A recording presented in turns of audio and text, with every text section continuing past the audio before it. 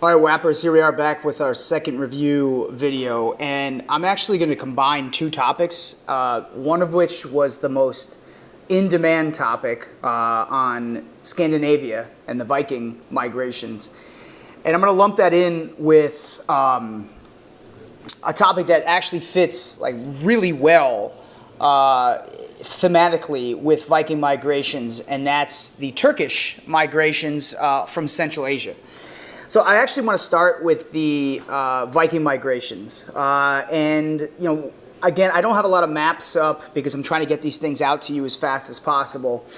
But Scandinavia is the region where these Viking nomads came from. And Scandinavia today would qualify as Iceland, Norway, Denmark, Sweden, Finland, like that region.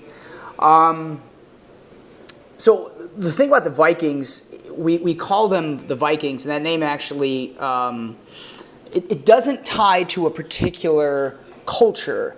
These were nomadic peoples who really came from no unified culture. That's a mistake that people often make about the Vikings. At the time, Vikings were actually known more, not as Vikings, but as Norsemen, N-O-R-S-E, Norsemen, and that literally translated to people from the north.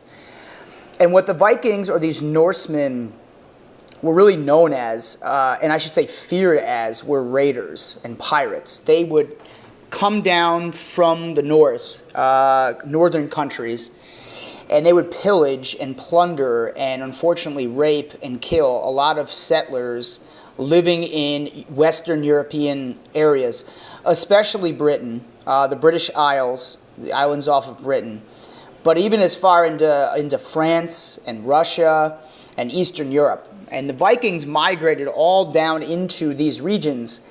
And in the process, they typically would sort of utilize a effective system of hit and run tactics. They would not necessarily conquer or stay in an area for all that long. More commonly with the Vikings and these Norsemen is they would hit a city, they would take it over briefly, and they would just evacuate and leave once the resources were dried up. Now, in some cases, they did stay long periods of time, and that's why there's a lot of Scandinavian influence in the British Isles today. But one of the things that the Vikings were just best known for were these brutal sort of attacks. And so they became a very feared nomadic group all throughout Western Europe. And the fear was, these attacks came out of nowhere. And the Vikings were great warriors with highly advanced military technology. But if you stop and think about it for a second, Scandinavia is in some cases, these are island nations. How do they get there? And that's one of the great gifts that the Vikings sort of bestowed upon Europe, was advanced ship technology, shipbuilding technology. The Vikings sort of operated for about 3 or 4 centuries in the medieval time period, right? We're in that medieval time period still. And the Vikings would, come into areas, and because they were not, very unified culture, right? You had different tribes. All different tribes of Vikings would raid different parts. And so therefore, when we say again the Viking influence or the Viking migrations on Europe, it's not all the same. Right? We're talking about different types of Scandinavian peoples. Some went as far west as Newfoundland, Canada. And that just again demonstrates the shipbuilding prowess of these Scandinavian Norsemen. They just were incredibly skilled at building large ships that could sail long distances on the ocean. And that's ultimately what paved the way for them to have the ability to raid and hit cities all throughout Western Europe. And in some cases, the Vikings, primarily they would hit coastal regions, which is why the British Isles were a favorite target of the Vikings. But in some cases, they went as far into central France and hit Paris. They went deep into Russia and conquered different cities in Russia. But over time, what started to happen to the Vikings is they eventually blended in with the Europeans that they were conquering. As I mentioned, the Vikings were more or less somewhat of a cultureless people. They did have great storytelling, they did have great mythology, they did have great literature, but they didn't have religion, and they were somewhat of polytheistic type peoples.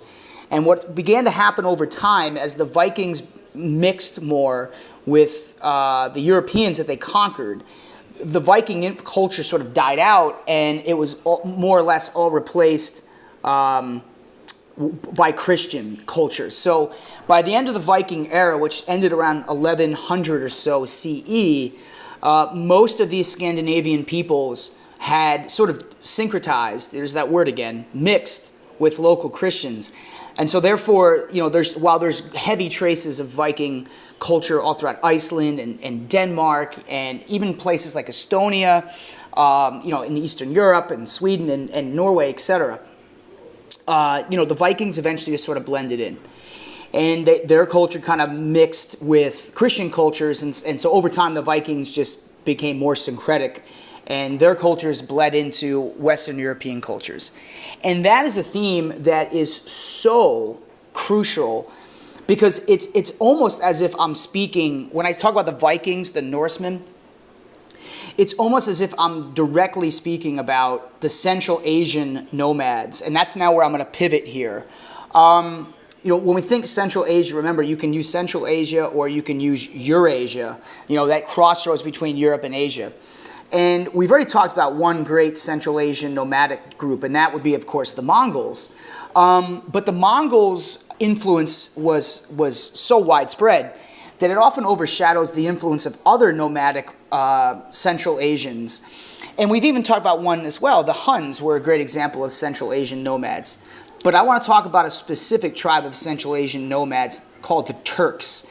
And these Turks are going to have a massive influence on world history, much in the way that the Vikings did. So to draw parallels between our Central Asian nomads, the Turks, and to Scandinavian Norsemen, first of all, both employed tactics of plundering and quick hits, quick conquests, and sort of really preyed upon local people's fears. The Central Asians, however, the Turks, they'd relied not on shipbuilding technology, but since they were landlocked, they relied on horses. Very similar to the Mongols, the Central Asian Turks used horses as their sort of lightning quick conquest of various cities in the Middle East, various cities in Central Asia. And, geography, again, it impacted the Vikings, right? Most of them were on the water, so they became great shipbuilders. In Central Asia, the key term to be on the lookout for is steppe. And it's spelled a little differently than like a step in your house, or going up to your second floor or something. The steppe that I'm referring to is a massive plains region on Central Asia, and it's spelled S-T-E-P-P-E, steppe. And the steppe culture is very similar to what I mentioned on a video before the break on Native American cultures here in the modern-day United States, and that is how on the plains region of the United States, right, a lot of the tribes were very nomadic, and they moved around a lot because the land was flat and it was good. It was good to kind of move quickly, and these tribes were very mobile. The same can be said about the steppe nomads and the Turks. They were mobile. They moved around a lot. They relied on hunting and gathering more so than sedentary agriculture. So consequently, these tribes were always looking, much like the Vikings, for more resources because they were not permanently based. They moved around, and they took and they conquered, and they sort of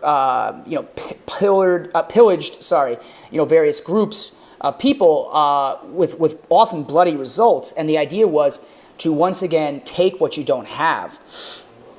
So another similarity between the Central Asian Turks and the Vikings is the syncretism. The mixture of the Central Asian Turks, although will not come with Christianity, it will come with Islam.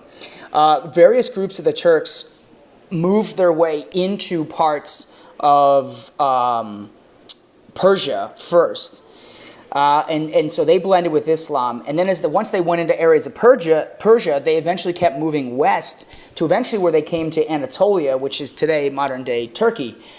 So these Turks, as they grew in numbers and they mixed and they sort of populated with various local Muslims, the Turks were very heavily involved in the Crusades. They took part in the Crusades, fighting against Christians. A lot of Turks, nomadic Turks, once they settled, became Muslims. And over time, their influence in the Middle East, of course, is going to grow.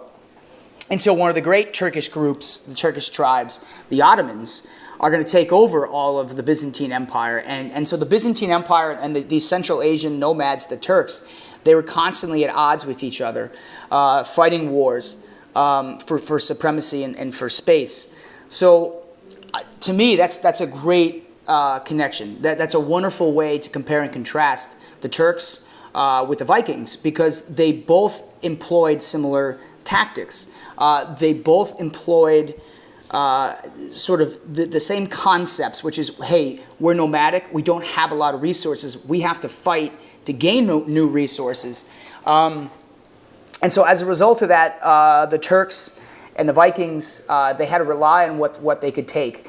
And again, as I mentioned, the long-term change over time that developed is sort of this syncretic effect.